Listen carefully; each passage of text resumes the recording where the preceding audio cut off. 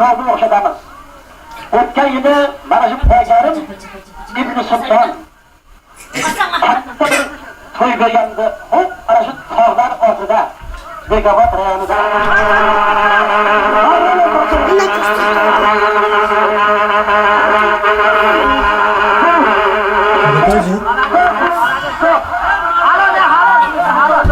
Abbas bana geliyor buradan. Orada bir toy yigirmani.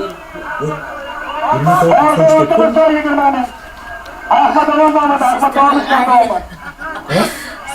Katranlı oğlu bilen katranlık. Atık sağlam katarı. Azizlerim, margalı boşatıyla. Ustaz bunu kadar bir tost devriyle satılıp bir akşam odamda konular tutacak. Hürmetli balvalar. Hürmetli balvalar. Margalı boşattırın. Hayriyet ki tecrübesi var.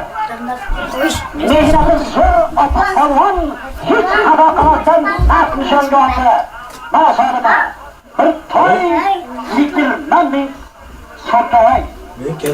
Kandini ordusu aslında.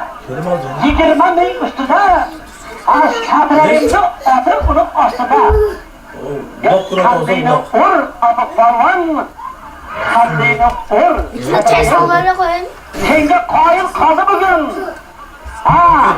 Balvan. Namarayım. Bunun dağlar, acaba tamaşalar, paska Türkçe bunlar usta.